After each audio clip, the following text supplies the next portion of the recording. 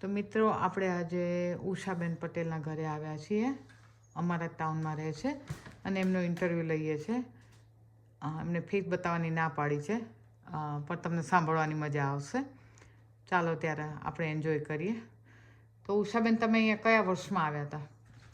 અમે અહીંયા 1991માં હું, મારા હસબન્ડ ને મારા 3 વર્ષનો સન, અમે 3 આવ્યા હતા. તો ત્યારે આવીને તમને કેવું લાગ્યું હતું અહીંયા? આવીને તો અમે આવ્યા નવેમ્બરમાં, એટલે બહુ જ ઠંડી હતી. અને શરૂઆતમાં તો હું મારા ભાઈ જોડે 4 મહિના રહી. ત્યારે તો મને બિલકુલ વાંધો નહોતો, પણ જેવી અમે જુદા રહેવા ગયા ત્યારે મારા હસબન્ડને ખાલી $7 જોબ હતી, એટલે ખૂબ અઘરું હતું. તમે જોબ કરતા હતા ત્યારે કે નતા કરતા? ના, હું નહોતી કરતી, કારણ કે મારો સન 3 વર્ષનો હતો અને બેબી સિટિંગ પોસાય એવું નહોતું. બેબી સિટિંગના કદાચ $2 કે $3 થતા હોય એમાં, એ વખતે પાછું મૂકવા લેવા જવું પડે. રાઈટ. તો પછી તમે રિયલ જોબ ક્યારે શરૂ કરી? તમે 91માં આવ્યા, પછી જોબ ખરેખર ક્યારે શરૂ કરી? બાબો મોટો થઈ ગયા પછી? ના, મારો બાબો પછી અમને ફાઇનાન્શિયલ બહુ તકલીફ પડતી હતી, એટલે મને એક મારી ફ્રેન્ડ મળી ગઈ મારા બાબાને રાખવા માટે. એણે મને ખાલી કલાકનો $1 ચાર્જ કરતી હતી. એટલે અને હું મારી જોબ કલાકના $3.25 હતી, એટલે મને ખાલી $2.25 મળતા હતા. છતાંય હું મારા બાબાને મારી ફ્રેન્ડને ત્યાં મૂકીને જોબ કરવા જતી હતી. બરાબર. તો તમે ડ્રાઇવિંગ ત્યારે કરતા હતા? શીખીને આવ્યા હતા ઇન્ડિયાથી? કઈ રીતે કરતા હતા? ના, હું ઇન્ડિયાથી શીખી નહોતી આવી, પણ હું અહીંયા ડ્રાઇવિંગ શીખી. પણ મારી જોબ વોકિંગ ડિસ્ટન્સમાં મારા ઘરેથી હતી અને અમારે એક જ કાર હતી, એટલે ત્યારે મારી પાસે કાર નહોતી, હું ચાલીને જતી હતી. પછી ત્યારે તમને એવું થતું હતું ખરું કે હું પાછી ઇન્ડિયા જતી રહું, અહીંયા ક્યાં આવી ગઈ? ઓબ્વિયસલી યસ, બહુ જ થતું હતું. રોજે રોજ થતું હતું. રાઈટ. શું મિસ કરતા હતા તમે ઇન્ડિયાનું? હું ઇન્ડિયાનું ફૂડ, ઇન્ડિયાની ગ્રોસરી, ઇન્ડિયાની કંપની, ઓટલા પરિષદ, એ બધું જ મિસ કરતી હતી. હવે તમને પાછા જવાનું મન થાય ખરું? બિલકુલ નહીં. હા. તો તમે એટલે એ વખત ઘણી વસ્તુ સારી ત્યાં છે ને ઘણી વસ્તુ સારી અહીંયા છે. ભેગે તો કરીને આપણે જીવી નથી શકતા, પણ એ ખરેખર એ સમન્વય કરીને જીવીએ તો ખરેખર લાઈફ બહુ ઉત્તમ છે. પણ તેમ છતાં અહીંયા રહેવું વધારે ફાવે આપણને, કેમ કે આપણે ટીવાઈ ગયા છે અહીંયાથી. તો તમે ઇન્ડિયામાં કેટલા વર્ષ કાઢ્યા અને અહીંયા કેટલા વર્ષ કાઢ્યા? હું અહીંયા આવી ત્યારે હું 27 years old હતી. અને પછી અહીંયા મારે 40 વર્ષ થયા. એટલે તમે અહીંયા વધારે વખત કાઢ્યા, એટલે તમે અહીંના થઈ ગયા એવું જ લાગે એમ કે. પછી તમે અહીંના માણસો વિશે શું કહેશો? એમ કેવા હોય છે માણસો? અહીંના માણસો તમારે અમેરિકનની કમ્પેર તમે કરો તો સારાય હોય છે અને ખરાબે હોય છે. લાઈક બધા દેશમાં? બધા જ દેશ જેવું, આપણા દેશમાં જેવું છે એવું જ અહીંયા હોય છે. અહીંયા તમને હેલ્પફુલ એ હોય છે અને તમારી જોડે ચીટિંગ કરે એવાય હોય છે, જેમ કે આપણે ઇન્ડિયામાં હોય છે. યા પછી તમને હજુ ત્યાંનું શું મિસ થાય ખરેખર? એકાદી વસ્તુ મિસ થતી હોય, કે મેંગો કે એવું કંઈક, પણ શું મિસ થાય તમને ત્યાંનું અહીંયા? મને ત્યાંના અમુક ફ્રૂટ્સ મિસ થાય. ચીકુ, પાકા ચીકુ, જાંબુ, પછી અમુક જે અહીંયા મળતા જ નથી, બધા ફ્રૂટ મને ત્યાંના મિસ થાય છે. મળે છે પણ એવા સારા નથી હોતા પાછા. અને અમુક મળી રહે છે, પણ જાંબુ ને એવું તો નથી મેં જોયું. આપણા કાશીના બોર કે એવું બધું અહીંયા આપણે જે મળે છે જુજુબી કે, પણ એ સેમ ટેસ્ટ નથી એનો. એ બધો ટેસ્ટ મિસ થાય છે અને મને ગામડાની લાઈફ મિસ થાય છે. રાઈટ. પણ આ તમારું ઘર જુઓ તો માઠું સાઠું ગામડામાં જ છે, આજુબાજુ કોઈ કંઈ દેખાતું નથી. સરસ મજાનું ઘર છે, કેવડું મોટું છે, શાંતિ છે એકદમ. બરાબર ને? તેમ છતાંય તમને ગામડાને મિસ થાય છે. એટલે ખેતર હતા. હું જતી નહોતી, પણ અમારે બાપ દાદાની વાડી હતી, ગામડાના ઘર હતા. અમે દિવાળીએ ત્યાં જતા હતા, વેકેશનમાં જતા હતા, ફ્રેન્ડ જોડે આંબલી, પીપળી, સંતા કુકડી, આંધળો પાટો રમતા હતા. એ તો બધું નાનપણની વાત છે. હવે તો હું ત્યાં હોઉં તોય ન રમી શકું, પણ એ બધું ખરેખર મને મારી ફ્રેન્ડ, મારી હાઈસ્કૂલ લાઈફ, મારી સ્કૂલ લાઈફ, એ બધું મિસ થાય છે. પછી વરસાદમાં પલળવાની મજા આવતી. હા, બહુ જ. મને અત્યારે ઘણી વખત યાદ આવે. જાગરણ કરવાની મજા આવતી હતી. જાગરણમાં તોફાન, સ્કૂલમાં તોફાન, એ બધી બહુ જ મજા હતી ત્યાં. અહીંયાનું શું સારું બેસ્ટ એમ થાય કે તમને એમ થાય કે ઇન્ડિયામાં હોત તો તમે હમણાં રહેવા ઉપડી જાત? એ હું સમજી નહીં તમે શું બોલ્યા. ના એટલે અહીંયાથી તમને એવી કઈ વસ્તુ એવી છે, ધારો કે હું પૈસાની વાત નથી કરતી, એવી કઈ વસ્તુ છે કે તમને એમ થાય કે ત્યાં ધારો કે ડિસિપ્લિન હોય, રાઈટ, સ્વચ્છતા હોય, તો તમને ત્યાં રહેવું ગમે એવું તમને ક્યારે લાગે કે? હા, ઓબ્વિયસલી લાગે, પણ સ્વચ્છતાની દ્રષ્ટિએ જોઈએ તો અમેરિકા જેટલું સ્વચ્છ બીજા દેશમાં બહુ હું ગઈ નથી, પણ ઇન્ડિયામાં તો નથી. અઘરું છે, માણસો બહુ છે, અને અમુક વાર તમને આટલા વર્ષો અહીંયા રહ્યા પછી ત્યાં જાઓ એટલે અમુક લોકો જે છે એમાં સેન્સ ઓફ હ્યુમર ન હોય એવું તમને દેખાય. તમને ગમે ત્યારે ગમે ક્વેશ્ચન પૂછે, ગમે તમારી પર્સનલ લાઈફમાં એ ઘૂસીને પૂછી લે છે. એટલે હવે જો કે ચેન્જ અમુક થતું જાય છે, પણ જે પહેલાના માણસો છે એ નથી સમજતા. નથી સમજતા. નાત જાતના વાળા બી છે હજુ ક્યાંક ક્યાંક છે. અહીંયા નથી, અહીં તમને પૂછે નહીં, અહીં પૂછે નહીં તમે કયા ચર્ચમાં જાઓ છો એવું પણ નથી પૂછતા. એ લોકોના અંદરમાં ચર્ચો છે જુદા જુદા, પણ એ તમને પૂછે નહીં તમે ક્યાં જાઓ છો, શું કરો છો, વર્શિપ ક્યાં કરો છો, એ બધું પૂછતા નથી. પછી અહીંના વિન્ટર આવે ત્યારે તમને શું અનુભવ થાય? વિન્ટર મને સહેજે નથી ગમતો.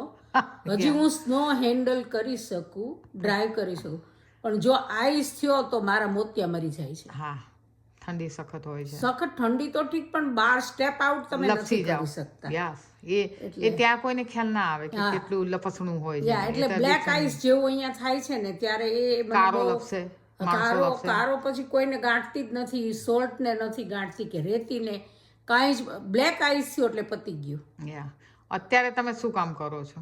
અત્યારે હું ક્વોલિટી કંટ્રોલમાં જોબ કરું છું અને રિટાયર થવાની તૈયારીમાં છું.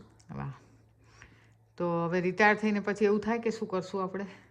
હવે રિટાયર થઈને મારી એક બે ફ્રેન્ડો, અમે બધા જે રિટાયર થઈ ગયા છે, અમે બધા ગેમ રમીએ છીએ, અમે આઉટિંગ કરીએ છીએ, અમે બધા ક્રૂઝમાં જવા વિચાર કરીએ, અમે કસિનોમાં જઈએ, ઘરે ગેમો રમીએ, અમે વીકમાં 2-3 વાર ભેગા થઈ એન્ટરટેનમેન્ટ કરીએ. અમારા હસબન્ડ બધા એ લોકોની રીતે એન્ટરટેનમેન્ટ કરે, અમે પિકનિકો કરીએ, એ રીતે બધું કરીએ અને એ બધું ચાલુ જ રાખવાનું છે. તમને શું કરવાનો વધારે શોખ છે? ખાવાનું બનાવવાનો, ખવડાવવાનો? મને કુકિંગનો શોખ છે, પણ હવે તો એટલું બધું કુકિંગ હવે ઉંમર થઈ, બધા ડિઝીઝો આવ્યા, ખાવા માટે કંઈક ખાવ એટલે તમને આમ નથી પચ્યું એટલે હવે થોડું ઓછું થતું જાય. પણ મને ખાવા બનાવવાનો, મારા ઘરે ગેસ્ટ આવે એને સાચવવાનો, મારો ફ્રેન્ડ સર્કલ, એ બધો મને બહુ શોખ છે. એને શોખ કહેવાય કે રોગ કહેવાય? શોખ કહેવાય મારા માટે. પછી તમારે ગ્રાન્ડ ચિલ્ડ્રન શું છે? મારે એક સન છે, એના 2 ગ્રાન્ડ ચિલ્ડ્રન છે. એક 4 વર્ષનો છે, એક 1.25 વર્ષનો છે. એ લોકો મહિનામાં એકવાર મને વિઝિટ કરવા આવે છે. મને બહુ ગમે. મારું ઘર મેસી કરે, એવરી ટાઈમ ટોય સ્ટોરમાં ચાલો, ટોય સ્ટોરમાં જાઓ. નાનાને નથી બોલતા આવડતું, પણ એ એવરી ટાઈમ એને બહાર આપણે જઈએ, શૂઝ પહેરીએ એટલે હેપી ને એને ખબર હોય, અને આપણે કોઈ પણ ટોય લાવીએ એટલે બહુ હેપી. તો એના મોઢા ઉપર જે આપણે સ્માઇલ જોઈએ છીએ ત્યારે આપણે આખા પીગળી જઈએ છીએ. એના માટે આપણે બધું કરવા તૈયાર છીએ. આપણને આશ્ચર્ય થાય કે આપણે આટલું બધું કરવા તૈયાર છીએ.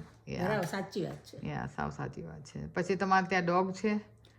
મારો પોતાનો ડોગ હતો, એ 2 વર્ષ પહેલા મરી ગયો. મને બહુ જ દુઃખ લાગ્યું. મને મારું એક ઘરનું ફેમિલી મેમ્બર જેમ હતું. એટલે હું 2 વર્ષ સુધી તો અમે લોકો એને યાદ કરીને રડતા હતા. પણ હવે ડોગ નથી અને હવે મારે લેવો નથી, કારણ કે એટલી બધી લાગણી હતી એની, તો તકલીફ થઈ જાય. એટલે બહુ જ દુઃખ થયું, બહુ તકલીફ થઈ ગઈ. અને એટલો બધો અમારી જોડે એટેચ હતો, પણ એને કેન્સર થયું એટલે બિચારો મરી ગયો. અને અહીંયા ડાક્ટરો એ લોકોને સ્લીપમાં મૂકી દે છે કે એને પીડા ના થાય. ઘણી વખત આપણને એમ થાય કે માણસ બી એટલા પીડાતા હોય ખાટલામાં, તો એને સ્લીપમાં મૂકવા જોઈએ, મૂકી દેવા જોઈએ. એને પોતાને સહન ના થતું હોય, જોયું ના જતું હોય, બીજાઓને જોઈને સહન કરવાનું આવે તો આપણને એમ થાય કે એને પણ એ સ્લીપમાં મૂકી શકે સારું. એ અહીંયા છે નહીં ખરેખર. આને તો તરત જ એક ઇન્જેક્શન આપે એટલે તરત આંખ બંધ કરી જાય. આપણા ખોળામાં ને ખોળામાં હોય, આપણને એટલું બધું દુઃખ થાય, પણ વી કેન નોટ હેલ્પ. ના. પછી બીજું તમે શું કહેવા માગશો? ધારો કે અહીંયા વિશે શું વાત કરવી છે તમારે? અહીંયાની લાઈફ સોશિયલ તમે બહુ જ હો અને તમારે કંપની ન હોય તો તમારા માટે નકામી છે. અને જો તમે સોશિયલ ના હો તો તમારા માટે અહીંની લાઈફ બહુ જ સારી છે. કારણ કે બીજું કોઈ તમને નેબરનું કે કોઈ તમારા સગાવાલાનું કે કોઈ તમને કંદડાગઢ છે જ નહીં અહીંયા. અને આમ તમે ફાઇનાન્શિયલ સ્ટેબલ હોય તો બરાબર છે, અથવા તમને ગવર્મેન્ટ પણ અહીંયા તમને લાઈફ છેલ્લે હેલ્પ કરે છે. તમે બીમાર હો તો તમને બધું કામ કર્યું હોય તો, હા, કામ ન કર્યું હોય તો થોડું ઘણું આપે, પણ સાવ નથી આપતા એવું તો ગવર્મેન્ટ હવે બહુ ઓછું થઈ ગયું છે બધું. ઓકે, પણ તમારા છોકરા તમને રાખે ન રાખે તો એની કોઈને પડી જ નથી કે ઇન્ડિયા આપણે ટોટલ આપણા છોકરા માટે ડિપેન્ડ હોઈએ એના માથે, એવું અહીંયા નથી. અહીંયા તમે સ્વતંત્ર રીતે જીવી શકો છો. અને બીજું એ કે અહીંના માણસો જે આપણા માણસો અહીંયા આગળ, ધારો કે તમે મિનિમમ પગારથી કામ કર્યું હોય તોય તમે જો થોડું ઘણી બચત રાખી હોય તો તમે જિંદગીમાં હેરાન ના થાવ. બિલકુલ એ વાત અગ્રી થાવ ને? હા, બરાબર છે. આ ઉષાબેનનું કિચન છે. આ તમે જો સામે ટાઇલ્સ છે, એમણે પોતે જાતે લગાડી છે. અહીંયા બધા સેલ્ફ પ્રોજેક્ટ બધા ચાલતા હોય, પોતાની રીતે કામ કરતા હોય. કેટલી સરસ લગાડી છે, તમને એકદમ એક્સપર્ટ જેવી લાગે, ખબર પણ ના પડે. આ એમનું કિચન છે.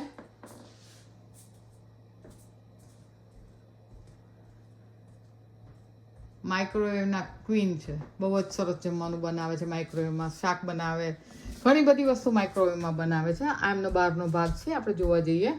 ડેક છે, અહીંયા એન્ટરટેન કરે છે, માણસોને બહુ બોલાવે છે. એમને રસોઈ બનાવવાનો અને જમાડવાના આગતા સ્વાગતાનો ખૂબ શોખ છે. આ જો તુલસી ઇન્ડિયાના, એ એમણે કેટલા સરસ ઉગાડ્યા છે, ખૂબ મહેનત કરી છે એમાં. એમનું બેકયાર્ડ છે, ત્યાં બધા શાકભાજીને બધું ઉગાડે છે. અહીંયા પડોશી છે, એ લોકો ઇન્ડિયન છે, હસબન્ડ વાઈફ છે, બે યંગ.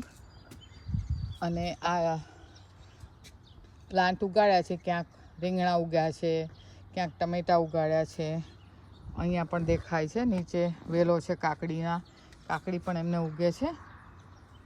બેકયાર્ડ બરાબર ફેન્સ કરેલું, એકદમ સહી સલામત છે. અહીંયા કંઈ બહુ ક્યારેય કોઈ તકલીફ નથી. આ શહેરમાં બધું સલામત છે. અહીંયા તમે જો બીજા બધા વેલા પાપડીના ને ચોળીના ને બધા ઉગાડેલા છે. ઇન્ડિયા જેવો હિંડોળો બહાર મૂકેલો છે, અહીંયા ઘણી વખત બેઠા હોય, મજા કરે. આ રિયલ મની પ્લાન્ટ છે. અને અહીંયા જો બીજા, એ મને વૃક્ષનું નામ ખબર નથી. અને આ જો લીમડો ઉગેલો છે. આ ઇન્ડિયાના ફૂલ છે ઉગેલા. આ બધા સમરમાં બહાર કાઢે, વિન્ટરમાં પાછા અંદર લઈ લેવા પડે. લીમડો તો ચોક્કસ લઈ લેવો પડે. લીમડો તો અહીંયા બહુ કિંમતી છે.